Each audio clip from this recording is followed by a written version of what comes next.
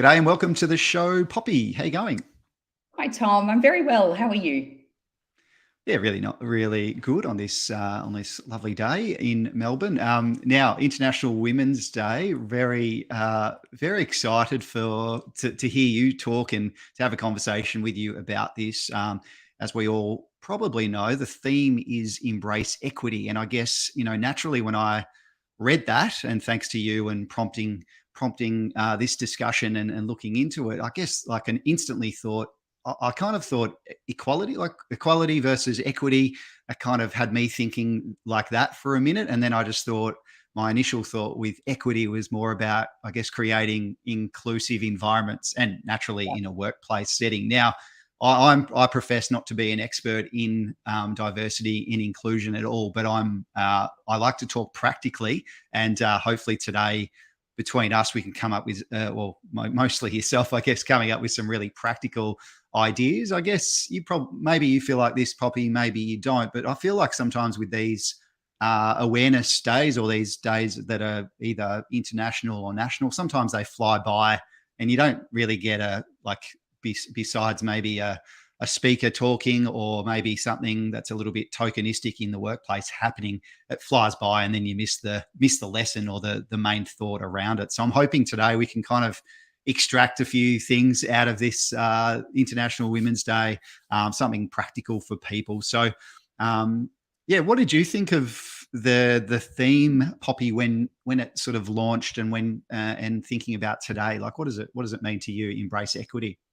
Yeah, it is a great question because I think to your point, equity, equality, International Yeah. Women's Day, diversity and inclusion, they're all buzzwords, if you like. And I think for a lot of us, leaders, organisations, individuals, we're all still sort of navigating and working out what diversity and inclusion is, what it can be, how to improve it.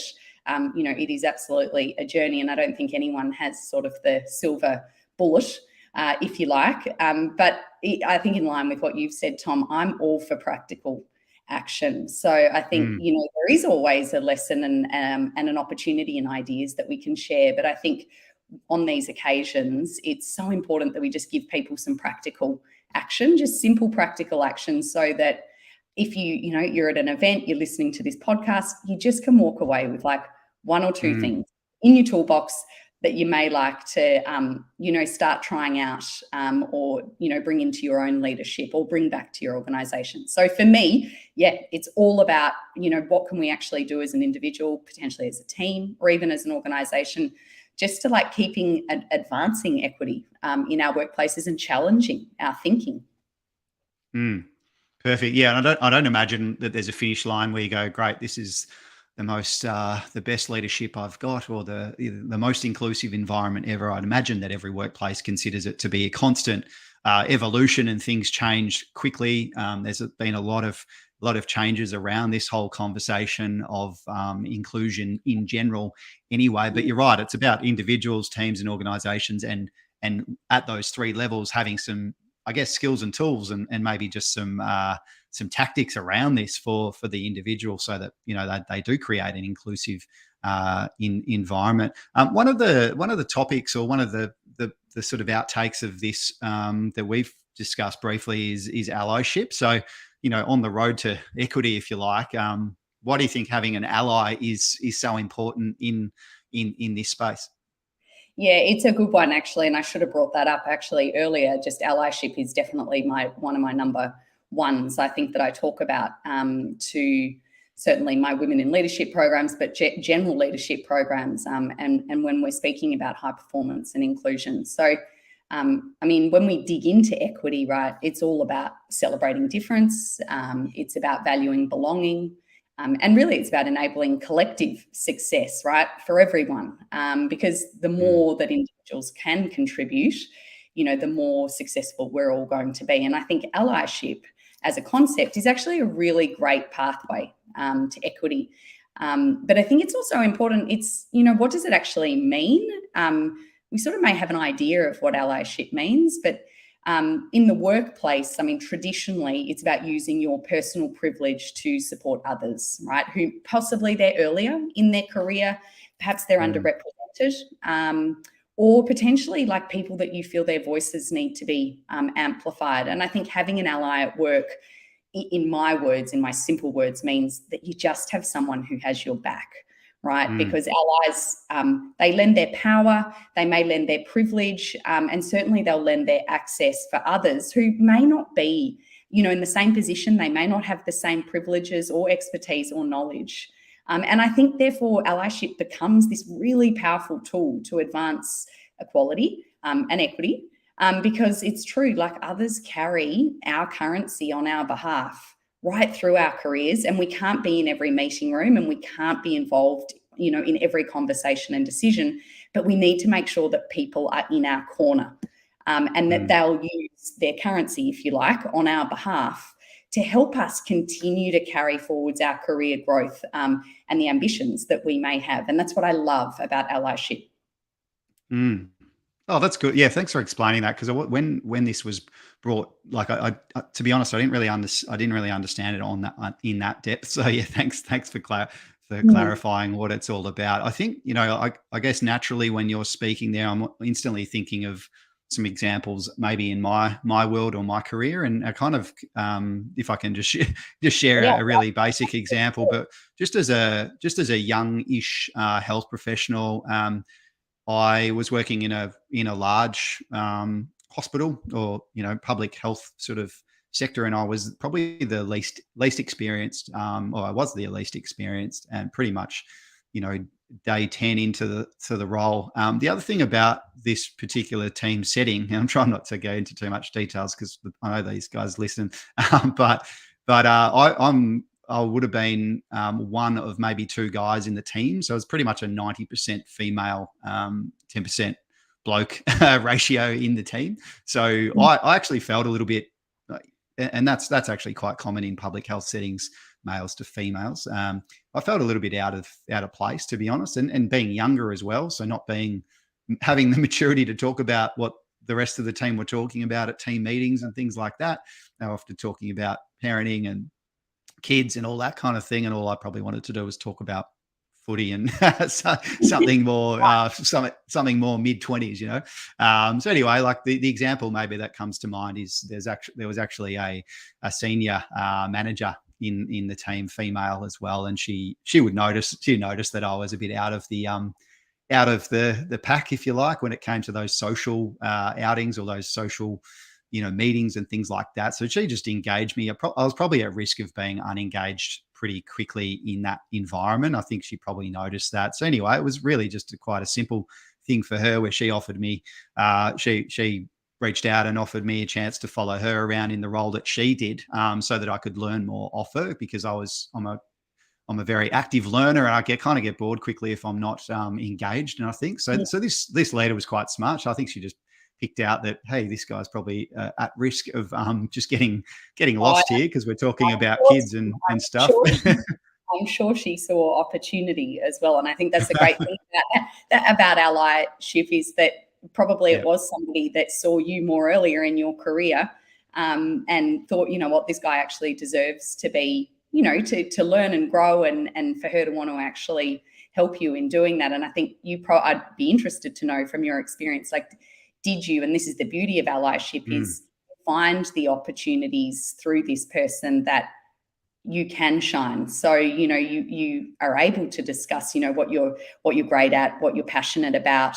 I guess a little bit like a mentor, sometimes it is about actually getting some advice, although mentorship is a little bit different to allyship. But I think, you've got someone in your corner, like this woman, who can actually really start to advocate on your behalf. And I'm sure as you built the relationship with her, she was able to also work out all of, where you added value and contribution, and was able to advocate in those areas.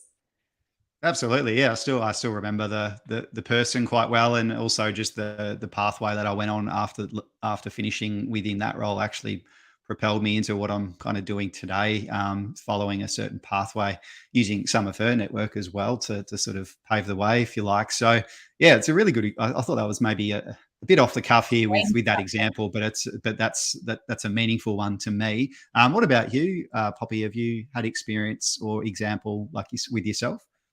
Oh yeah, absolutely. And I think, I've had plenty of examples in my career. There's probably one in particular earlier in my career, definitely just like you know, less experience, more junior, and I think this particular person, who I actually would be willing to say, I mean, they were a wonderful person. I worked with Qantas Group for many years. And the executive head at the time, David Koska, who's now actually the CEO of Medibank, he used to come up to me all the time and, you know, ask me questions like, you know, what are you working on? Or, you know, what's going well? You know, any road bumps, that sort of thing. And it seemed like it always used to happen in the lift. And I often was, well, I've got nowhere to go. And I honestly, for a time, I did used to freak out. I think, God, what would somebody so senior want to hear from me? You know, and what do I say and how do I not look silly? And would he even care really about my ideas and opinions? And the key lesson for, I guess, myself in hindsight, and also to share on with others, is that over time, I certainly learned the importance, right, of these interactions. And I think what I learned was to be prepared with, you know, when David walked around the corner, because I really did start to realize that he did have my back and he did want to advocate for me. And we built a relationship because I guess I knew that, you know, he was going to come and he was going to ask questions. And I learned to, I guess, with a bit of courage, to be really ready for a response. And I knew he wanted my opinion, so I shared it. And I knew that he wanted to know potentially the challenges I was facing. So I shared, and I remember vividly sharing when I felt like priorities maybe were a problem. And the other thing too is we built this relationship over time where I also felt I could share my personal challenges and stress. And I remember when I tragically lost my brother, you know, David was a tremendous support as an ally to me through that time and helping me navigate those stresses, those personal and professional stresses. So, and I guess too, for me, allyship is a lot, like fundamentally, it's about building good relationships. And even as simple as I knew that he really loved a latte, and I'd only just started drinking coffee at this point. So, you know, I used to find those occasions to, you know, say, hey, I'm grabbing a coffee. Do you want one? You know, before we went into this meeting. So a lot of it was like quite light touch, but I absolutely found my ally in David Kosker at Qantas Group. And I knew he was right behind the decisions that definitely gave me numerous career opportunities with both Qantas and Jetstar. So I think from my story, my biggest advice for getting an ally is like, do your groundwork. People often say to me, how do you get an ally? And I say, like, do your groundwork, know your organization and who has a seat, right, at the decision-making table, who makes decisions that might impact you, right, or your team, or the outcomes of things that you're working on. And then once you understand who those people are, identify actually someone who's got some really good visibility into your work. So you might not report to this person, and I didn't report directly to David, but perhaps you present to them in meetings, right? And I used to present to him all the time. So identify somebody who does have good visibility, and then really pick one or two of these people and start building just a deeper relationship with them. I think I mentioned earlier, it's all just, in my view, about frequency of touch. So, you know, what ways do you have to interact with these people? You know, is it having a conversation? Is it asking questions? Is it seeking their input, you know, over a coffee? Can you take something additional on? So it's just these frequent, small, light touch interactions. And I think they've got to be authentic. They've got to bring value to each other. And this is how you get an ally. And mark my words, senior people want to learn and grow their knowledge from junior people as much. You know, often I think when we are junior, we're very daunted by reaching out to people that may have more experience, but everyone brings value to the table, right? Everyone brings value. So with your ally, really try and think about the value, right, that you bring to the table and find opportunities to share that. Yeah, that's a really fantastic example and great experience for you there with that gentleman. It really was. That's unreal. Poppy, I guess when it comes to just an element, I guess sort of switching gears a little bit here, like when it comes to inclusion as well, just in the workplace, and we've talked about allyship, and one of the things that we've heard a lot about is bias, I guess. There's lots of different biases now, and I feel like I'm learning of a new bias every few months. But I guess, like in a workplace setting, one of the biggest things to create inclusion clearly is calling out bias. As you see it. In saying that, though, I would love to hear from you as to how bias can be, I guess, damaging in a workplace, and just any experiences that you have as well. Yeah, oh yeah, it's so true. I mean, bias is, I think, firstly, it's natural, right? Mm, It's important that we understand that bias affects all of us, right? And as humans, every one of us is actually going to fall victim to unconscious bias. It's yes. human Yeah. behavior. So they're natural human traits, and I think when we actually understand that, we can be less judgmental towards ourselves and others. So it's really important first to understand that they're natural, they're unconscious, but we absolutely have to keep them in check. And I think definitely most of us have probably felt bias in our careers and in our lives, and we've probably been caught out many times being biased ourselves. I always say, I think the most important thing, and you touched on it when you said there's always like new biases coming out, Mm, is whatever biases you do choose to learn about, be aware of them. Like we can't stop something or catch it out if we're not aware of it. I always draw on 5 biases that catch us out. I did my coaching training through the Neuro Leadership Institute. They're brilliant. They hmm produce, phenomenal resources for the workplace, certainly around diversity and inclusion and leadership. And they talk about 5 unconscious biases. Similarity bias, like we like what is similar and what Yes. we do, so we need to be aware of that. We also like what confirms our thoughts and our existing thoughts and doesn't challenge us. It's often referred to as expedience. And then hmm experience is the third one. So that's basically we like what we know, right? So what we've experienced in the past, we tend to have a bias towards that. And funnily enough, distance is actually an interesting one as well. So we actually, as humans, like what's physically closer to us. So we'll be biased to that.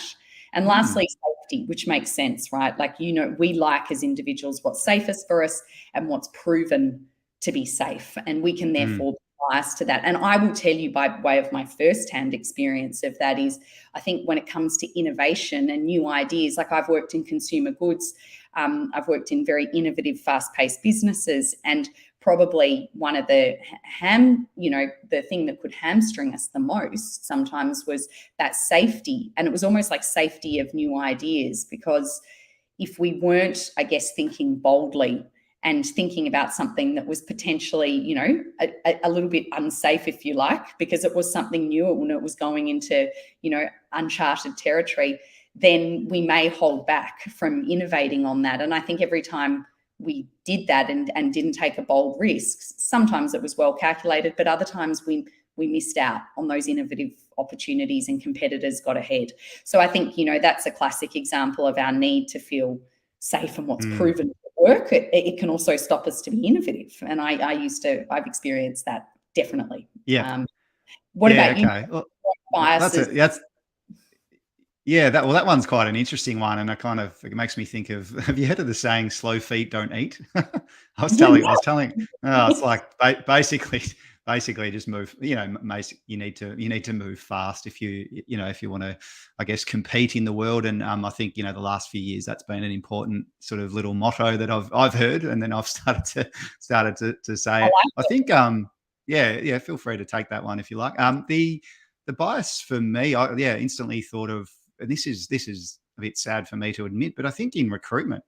So going it. back maybe 5 years or so with our business recruiting health professionals, really easy and for us to go through some CVs, see some maybe some names or some places where they'd work, and pretty much be like, yeah, that's the front runner there. Or perhaps also recruiting friends of friends because they're good, so maybe their friend is good, and just sort of recruiting faster and probably missing out on some good talent. And it wasn't always the case that their friends were as good as them.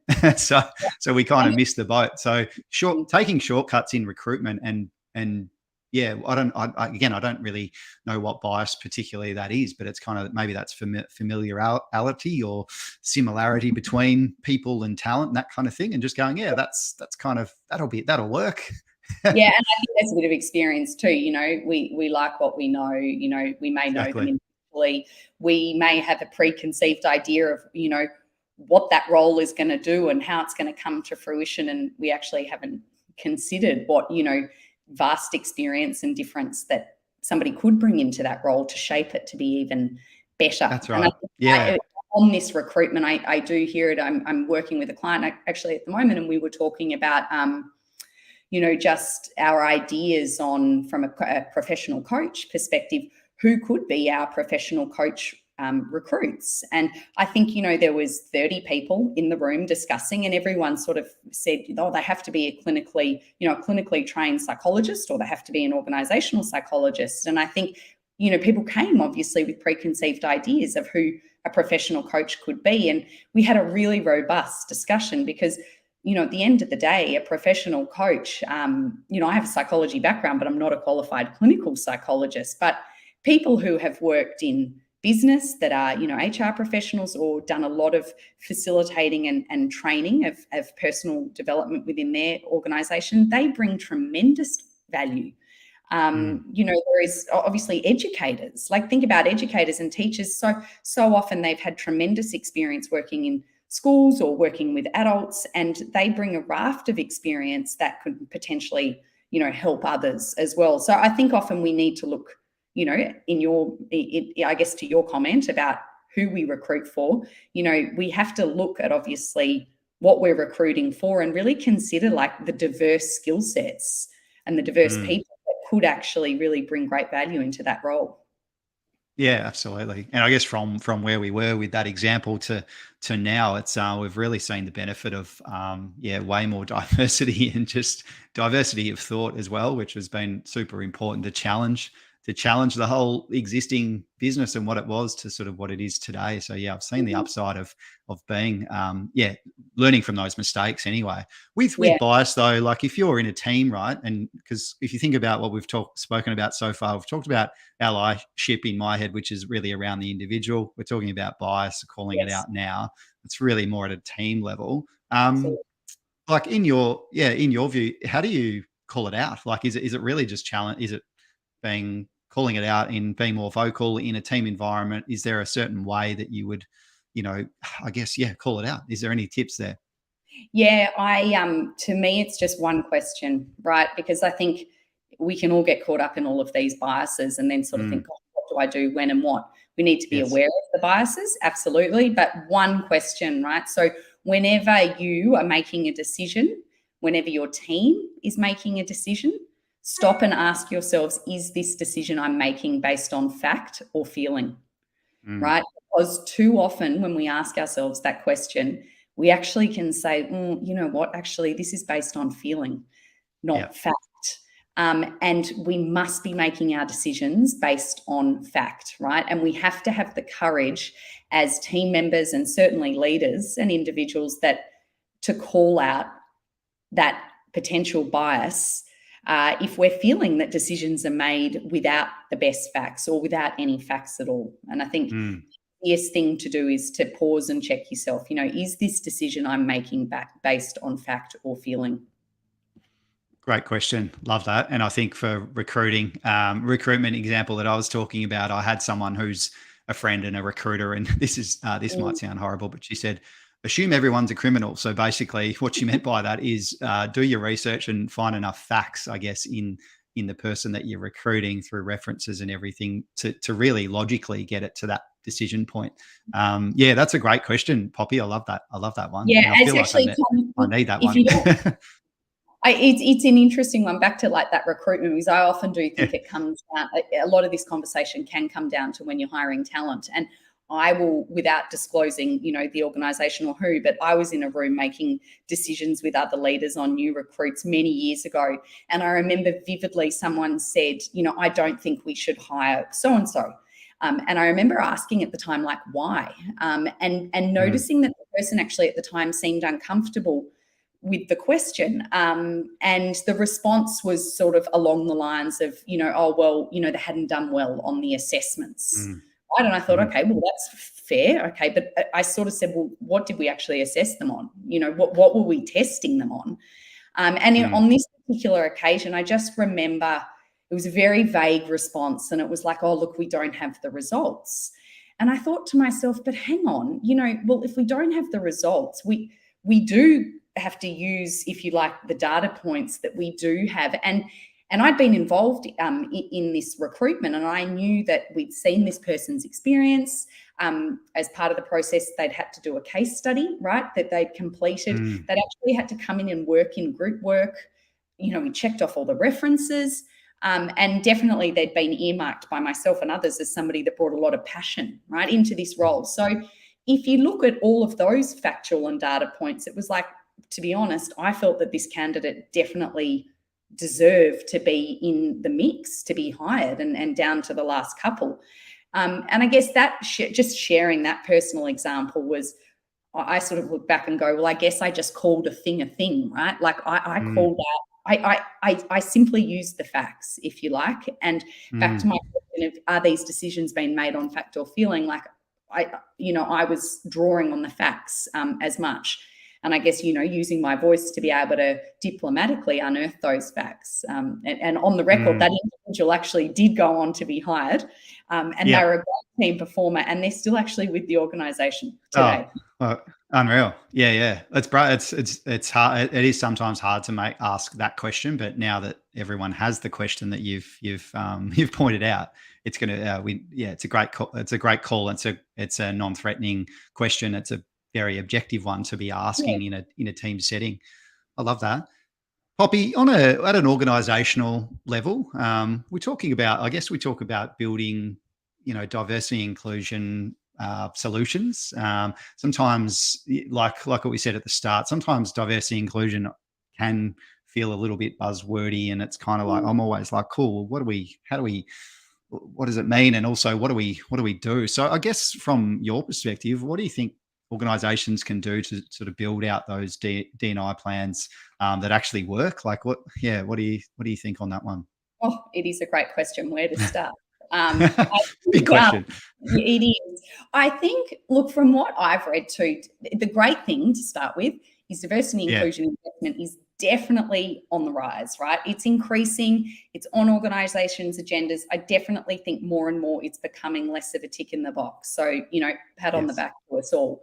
I think globally, I read recently, we still only spend about 7 billion, right, on diversity and inclusion, which actually is not much. If you think about that globally, it's not a lot. But the literature that I have read too has said that, that it's confirmed to probably double, more than double over the next sort of 3 to 4 years. So again, great, we're heading in the right directions. But I think a lot of problems remain around, I guess, diversity and inclusion plans that work, if you like.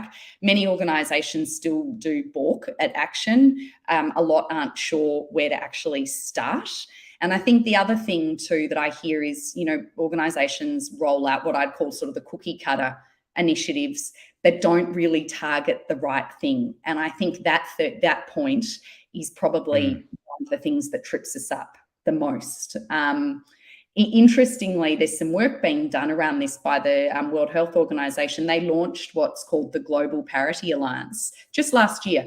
And it's really a cross-functional group that's come together to really, I guess, accelerate diversity and inclusion outcomes. And they've launched this program called the Lighthouse Program, and it's assessed thousands of D&I initiatives globally. And it's identified that there's 5 common factors, right, that actually will make a D&I plan successful versus fail. And I think just even considering these 5 factors, that's really a great roadmap for all of us to start thinking about how we can build a plan, right, in our organisations that will work. So these 5 factors from the Lighthouse program: number 1, know your root cause problems. And I think that's really important. Like, understand what problems are actually bubbling away in your organisation, and really keep asking why. Why is this happening? Why is this happening? Until you get to the root cause. And the quickest way you're going to get there is actually to ask the employees, right, that are impacted. I think too often we don't do that. And I think an example here, like a current example is, people in the organisation having no training or limited capability potentially to deal with employees' challenges, as an example, because that's increasingly coming.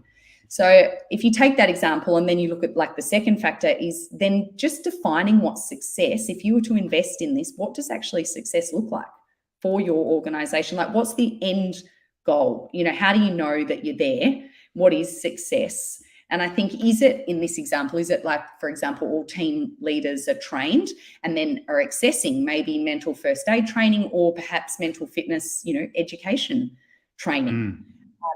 And so being able to actually define what good looks like for you. And then I think the third thing, again, really obvious, but always worth pointing out, is having accountable leaders on board, right? So all initiatives have to be built into the core business priorities, we so often just see D&I as an add-on. And I think senior leaders have to be accountable, not just to input ideas, but actually to see the outcomes through. And a lot of that is about resourcing and budgeting for maybe it's the short term, maybe it's the medium term, maybe it's the longer term. And, for mental first aid training, is it them actually as leaders doing the training? Is it them finding occasions as leaders to share openly with employees on things that they have struggled with, right? So that it is this more, open willingness to sort of address this problem. And then I think, the fourth, build the solution for the problem with the employees, right? That's really obvious. Too often, the organisation's so focused on building a solution that actually doesn't really consider the pain points of the employees. So it's really important they're involved, and ensuring that solution can actually work into the everyday, right? Because we're all busy. We've all got, our day-to-day work requirements. So consider how should your mental fitness education be actually rolled out so that people with workloads can actually access it, right? And actually turn up in the first place. And then I think Tom, you know all about this one in your line of work with Pinnacle Health Group is track and course correct. So actually defining what's success, what are the actions I'm going to take, is it measurable, and how will I track it? And the biggest thing I say too is like, don't be afraid to change course. I think sometimes like we sign into these sort of, plans and we actually realize, somewhere down the track that we need to pivot, and we don't. Like, just keep going. So remember, when you are, tracking and monitoring, be fluid and be agile, because at the end of the day, right, we're humans and we're talking about human behavior, and that's always going to change and be unpredictable. So slow feet don't eat. There you go. Yeah, exactly. I think, Tom, I'll ask you just on those, like considering some of those 5 factors, maybe one or maybe all of them.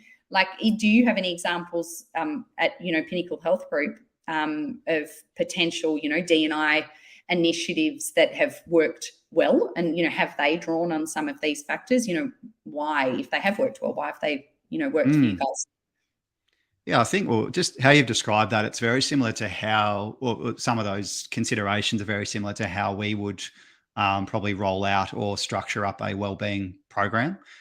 What we have done at Pinnacle Health Group in the last few years, it's probably been 5 years, is actually we've just structured up a full wellbeing program for the team. And I'm not talking about diversity inclusion in this, but actually some of the initiatives and some of the systems around that are actually directed as simply initiatives that are actually about inclusion anyway. So what I mean by that, as an example, is we've got a very international team. We've got about 11 different countries in our team represented in our team.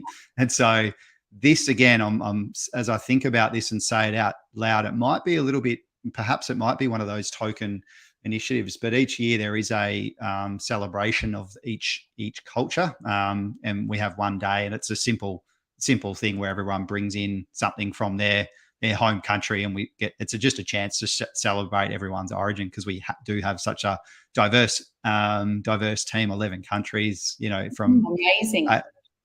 So it's quite cool, great for food. Everyone likes eating food as well. So again, saying out that out loud makes it sound a little bit like a token one-off initiative, but it is something that we do every year. And we do have a very big female percentage in our team again. So around 70% females in our team. We've got two in senior leading type roles or senior manager type roles as well. And so I think with that in mind, and because of the percentage of females, I think what we've really focused on in the last few years as well is, well, it's that working from anywhere type policy that supports working parents and especially mothers, because I'm also a working parent and I understand the flexibility side of things as well. So I guess we've really focused from a policy perspective. We've been focused more around that work from anywhere idea and that sort of that policy that pins it so that people feel free to work when it suits them,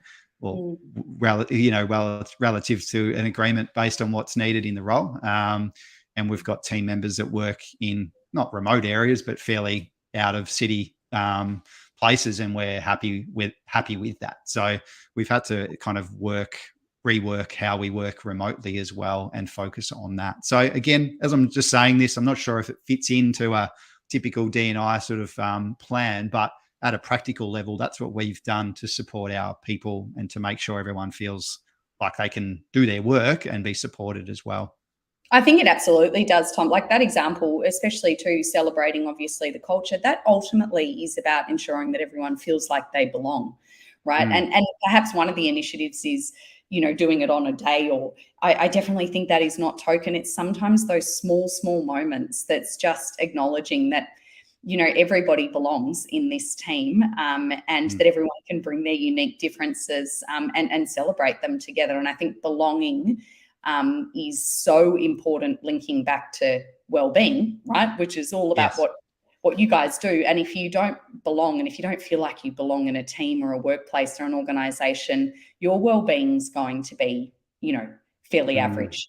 And so the interconnection between belonging, wellbeing, inclusion is huge. At the end of the day, we have to belong to have good wellbeing. And when we belong, we have a sense of inclusion, and therefore we have better wellbeing. So the concepts are very interlinked. It sounds great what you're doing. Yeah, look, we try, but it's never perfect, is it? And it's a constant thought in the head is, how do you improve it, and how do you make sure people are feeling included and feel like they're belonging, even though a lot of us are working from home. I've found that a genuine challenge personally, and I guess the only thing we can do is continue to ask people practically, how you going? What do you need? That kind of, how can we support, etc. Poppy, what about you? Any good examples on your end that you've been involved in or experiences with regard to initiatives? Yeah, absolutely. I think, many. Inclusion, diversity inclusion is, for me, diversity is having a seat at the table, right? So ensuring that there's lots of different people at the seat of the table, but inclusion is about having a voice at the table, right? And too often we actually confuse both of them. Like, we think that we've got D&I down packed because we've got a diverse team, but then really how much are those unique perspectives contributing? And I think I was certainly fortunate in many of my years at Swiss. Because we're a company that innovated all the time, we used to have a lot of brainstorming sessions, and it was almost an underwritten rule that when ideas were being shared, everybody in the meeting was expected and encouraged to contribute an idea, right? Everyone's various seniorities, cross-functional, but everyone had to contribute an idea and was encouraged and celebrated. And what worked really well is none of our ideas were ever analysed, discussed, until every single person had had the opportunity to share their idea. And it was only once, when we had all the ideas, that then as a group did we go through it and link it back to the strategy and the objectives and the pros and cons, and we would have a robust discussion. But I found that was a great way of including everyone. I always felt confident to speak up, and I definitely noticed those that perhaps may not have had the confidence to contribute ideas, they got really great at it, because that was just the way we operated, right? Everyone's ideas were valued. I love that. Just throw an idea at the board, unjudged, Yeah, and let it sit there and simmer. That's great. That's a really good example, and very practical as well. So as a leader or a manager, perhaps it's just that sort of letting ideas fly without judging them, sort of withholding judgment, analyze later kind of idea. That's awesome. yeah, absolutely. It's Very all good. lessons to be, or as we talked about at the get-go, it's all, I think we can keep, as long as we keep trying and as long as we keep asking and as long as we keep working out what's not working and what's not, what is working and what's not, we Mm. can continue to really advance, I think, in diversity and inclusion, and find great allies and call out bias and hopefully build plans for our organisations that will work. Thanks, Poppy. That's a great summary. I won't add to that. That's an unreal finish. Thanks so much for your time, Poppy. Great to chat again. Take care. Thanks, Tom. Always great to chat.